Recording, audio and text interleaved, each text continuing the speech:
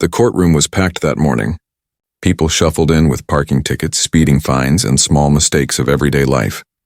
Some were nervous, some embarrassed, others quiet and respectful. Judge Frank Caprio, known for his fairness and human warmth, presided over the room with calm authority. But then, the door opened. In walked a teenager, around 17, wearing designer sneakers, a diamond chain, and sunglasses inside the courtroom. He chewed gum loudly, hands in his pockets, smirking like he owned the place. The gallery murmured instantly. People recognized him. "That's Ethan Marino," someone whispered. "The police chief's son." "He never gets in trouble, ever." Ethan didn't wait to be called. He strolled up to the bench, leaned against the podium, and let the ticket slip from his hand like it was garbage. It floated down and landed on the floor between him and the judge. A disrespectful silence followed. Judge Caprio didn't react. He didn't raise his voice. He simply observed, calmly, with the patience of someone who has seen arrogance before and knows what lies beneath it. Ethan spoke first. "Let's make this quick. I got places to be. Just clear the ticket. My dad said you would." The courtroom froze. No respect. No greeting. No acknowledgement of the judge, the court, or anyone present. Just entitlement. People looked from the boy to the judge, waiting, not sure what would happen. Judge Caprio slowly picked up the ticket from the floor, brushed the corner of it with his hand, and looked up at the teenager with a steady gaze. "Good morning," Judge Caprio said softly. Ethan shrugged. "Yeah, whatever." The judge's tone stayed measured, respectful, the opposite of the boy's behavior. "Young man," Judge Caprio said, "in this courtroom, we begin with respect. Not because I am a judge, but because every person here deserves it." Ethan scoffed loudly. "Look, I don't have time for lectures. I already told you, and my father is Chief Marino. Just erase the fine." A wave of discomfort rolled across the room. Some lowered their eyes. Some shook their heads. Others waited, knowing Judge Caprio was not a man easily intimidated. What no one knew yet was that this case would become one of the most unforgettable lessons the courtroom had ever witnessed, and by the end of it, the police chief's son would walk out a different person. The atmosphere in the courtroom had shifted. What was supposed to be a simple hearing suddenly felt heavier, like everyone was waiting for a storm to break. Some people glanced toward the hallway, expecting the police chief himself to appear any moment. Others leaned forward in their seats, curious to see how Judge Caprio would respond to such bold disrespect. Judge Caprio folded the ticket neatly and placed it in front of him. He didn't raise his voice. He didn't show anger. Instead, his calmness made the moment feel even more intense. "Ethan," he began gently, "you were issued a citation for speeding in a school zone. Do you understand why speeding in that area is taken seriously?" Ethan let out a dramatic sigh and rolled his eyes. "Kids are slow. Nobody was there. I wasn't even going that fast. You're making a big deal out of nothing." The gallery reacted again, this time with disbelief. Mothers shook their heads. A teacher visiting the court that day closed her eyes as if she felt the disrespect personally. Even the bailiff shifted his stance, uncomfortable. Judge Caprio nodded slowly. "I see. And do you believe the rules do not apply to you?" The boy smirked, leaning back with his arms crossed. "Look, I get it. This is your job. But I don't need to be here. My dad told me to come just to respect the process or whatever. So let's just do this. Clear it and I'll be out of your way." He spoke as if doing the judge a favor. But Judge Caprio wasn't looking at Ethan anymore. He was observing the room, the reactions, the tension, the silent expectations. He knew this wasn't just about a traffic violation. It was about what kind of person this young man would become. He leaned forward slightly, lowering his voice. "Ethan, have you ever considered the lives of the children who walk near that school? The parents who trust that drivers will slow down? The officers who dedicate their lives to keeping your city safe, including your father?" Ethan clicked his tongue. "I've heard that speech 1,000 times at home. Doesn't make it any less boring." At that moment it became clear. The issue wasn't attitude, it was disconnect. A child raised around authority, privilege, and protection, but shielded from empathy. Judge Caprio recognized it immediately. He had seen it before, in wealthy businessmen, entitled officials, and children who had everything yet valued nothing. But this situation held more weight, because the entire city respected Ethan's father. The police chief had dedicated decades to community safety, fairness, and public service. He was known for kindness as much as strength. Many believed he was raising a son to follow in those footsteps. But standing in front of Judge Caprio was a boy who believed respect was optional. The room held its breath as the judge set his glasses on the bench, choosing his next words carefully. "Very well," he said quietly. "If you do not understand the seriousness of your actions, then we will have to find a way to help you understand." Ethan raised an eyebrow, confident, careless. "Yeah?" "And how are you going to do that?" He had no idea that the answer to his question was already on its way, walking toward the courthouse at that very moment. The silence in the courtroom stretched. Ethan leaned casually against the podium, still convinced the world moved around him. He tapped his fingers on the wood, bored, waiting for the easy outcome he believed was guaranteed. Judge Caprio took a calm breath before speaking again. "Ethan," he said softly, "tell me something. If another young man your age had been speeding through that same school zone and children were crossing, and that young man harmed someone, what should happen to him?" Ethan shrugged. "How should I know? That's not my problem. And like I said, nothing happened. So what's the issue?" The judge studied him carefully. The boy wasn't cruel. He was disconnected. He had never been forced to see consequences. Never had to face responsibility. He had grown up hearing about the dangers of the world, but never felt accountable to prevent them. Judge Caprio leaned back slightly. "I understand that you believe this situation is minor, but your response suggests something deeper. You seem to think other people's safety isn't your concern." Ethan scoffed again. "That's what the police are for. That's what my dad does. He protects people. Me? I just live my life." A quiet gasp spread across the room. To imply that safety was someone else's job, even to a judge, was already disrespectful. But to say it about his own father, a man who spent every day risking himself for others, that hit differently. Judge Caprio did not react outwardly. His voice stayed steady. "Your father protects this community, yes. But do you believe that exempts you from responsibility within that same community?" Ethan rolled his eyes again. "Look, can we just finish this? You're dragging this way too long. My dad literally said you'd take care of it. There it was again, because of who my father is. I shouldn't be held accountable." Judge Caprio folded his hands. "Ethan, respect does not come from a name. It comes from how you carry yourself." But the boy wasn't listening anymore. He tapped his phone screen under the podium, scrolling, not caring. Someone in the back shook their head. Another person whispered, "Unbelievable." And then, the door opened. Every head turned. In stepped Police Chief Anthony Marino. He did not enter loudly. He didn't stand like a man of authority. He walked slowly, painfully, like a father who already knew he was about to witness something he was not prepared for. Ethan looked back, surprised. "Dad, good, let's go." They're making this a whole big deal for no reason. But the chief didn't move toward him. He walked to the front, stood beside Judge Caprio and faced his son. His voice was low, almost breaking. "Ethan, sit up straight. Take off the glasses. And listen." For the first time that day, Ethan hesitated.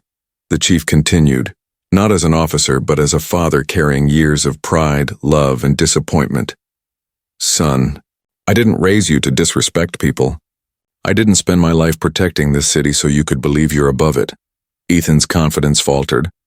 His jaw tightened. The room was completely still. Judge Caprio's gaze met the chief's. A silent understanding passed between them. This wasn't about punishment anymore. This was about saving a future before it was too late. The air in the courtroom felt heavy now, not with tension but with realization. Everyone could sense it. This wasn't just a teenage attitude problem anymore. This was a moment that could shape the rest of a young man's life. Ethan, who had entered the room with swagger and careless confidence, now sat very still. The sunglasses were gone. The gum had stopped moving. For the first time, he was looking, really looking, at his father.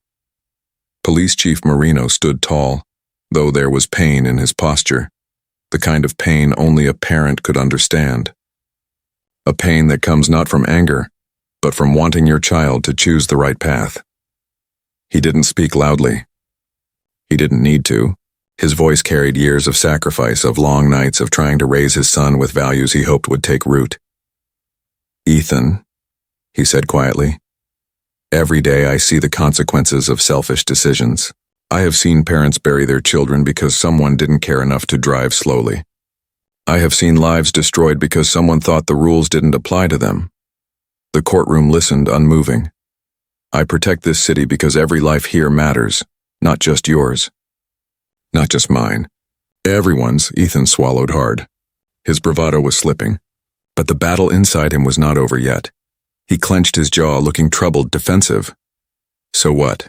You want me to feel guilty forever over something that didn't even happen?" Judge Caprio exhaled softly. His voice remained patient, not pushing, not punishing, just guiding. "No one is asking you to carry guilt," the judge said. "We are asking you to carry understanding. The understanding that your actions could affect lives beyond your own." A woman in the courtroom, perhaps a teacher, perhaps a mother, nodded with quiet emotion. A man in work uniform folded his arms, watching with concern. This case felt personal to everyone now. The teen's eyes darted around. He was no longer performing for an audience. He was searching for footing in unfamiliar emotional territory. Chief Marino stepped a little closer to his son. His expression softened. Not as a police officer, not as a figure of authority, but as a father. "Ethan, I have never wanted you to be afraid of mistakes. We all make them. Mistakes are part of life. But disregard for others, believing you are above responsibility, that will ruin you." The words landed. Hard. Ethan's shoulders loosened. Not in laziness, but in surrender. The fight in his posture eased. His pride had begun to crack. Judge Caprio watched carefully, recognizing the shift. Small, fragile, but real. This was the moment where a punishment could either break a child or guide him. The courtroom waited, breath held, to see what the judge would do. Judge Caprio leaned forward, folding his hands gently on the bench. "Ethan, I believe you are capable of better, but believing in someone means holding them accountable. That is not cruelty, that is care." Ethan lowered his gaze. For the first time since he walked in, he truly listened. The transformation had begun, slowly, quietly, before anyone even realized it. Judge Caprio took a moment before speaking. He wanted his next words to be understood and not just heard. The entire courtroom watched him, silent, waiting. "Ethan," he began, "this courtroom is not just a place where laws are enforced. It is a place where responsibility is recognized, and where character is measured." Ethan looked up, his expression no longer arrogant but uncertain. Judge Caprio continued, "You did not harm anyone, and for that we are thankful. But your attitude today shows something more dangerous than a traffic violation. It shows that you believe the value of another person's life depends on how it affects you." The judge paused, allowing the weight of the statement to settle. People shifted, nodding to themselves. Even Ethan didn't look away this time. "And so," the judge said, "your consequence must teach you something that a fine cannot. Something that goes deeper than money, deeper than inconvenience. You need to understand the value of care and the fragility of life." Ethan listened quietly. Judge Caprio turned to the clerk. "Please bring forward the volunteer assignment forms." The clerk, an older woman who had been watching with a knowing sadness in her eyes, stepped forward carrying a small folder. Ethan glanced at it, confused. The judge spoke clearly, his voice firm, but still gentle. "Ethan Marino, for the next 10 Saturdays, from 8 in the morning until 1 in the afternoon, you will report to the Children's Rehabilitation Center on Maple Avenue." A murmur rippled through the room, but the judge continued, "There you will assist the staff. You will help children who are recovering from injuries caused by careless accidents that happen because someone believed they were in too much of a hurry to slow down." Ethan's breath caught. Children, injuries, accidents. Suddenly, the speeding ticket didn't feel like a joke anymore. His voice cracked slightly as he spoke. "So you're sending me to a hospital?" Judge Caprio shook his head softly. "No, I am sending you to learn." The police chief closed his eyes for a moment, overwhelmed, not with shame, but with gratitude. This was not punishment. This was guidance, a course correction before it was too late. Ethan's voice was smaller now, like the echo of the child he still was beneath all the bravado. What am I supposed to do there? The judge replied, listen, observe, help even when it's uncomfortable. Especially when it's uncomfortable. The boy swallowed. His posture straightened. Something inside him was shifting. Not all at once, not perfectly, but undeniably.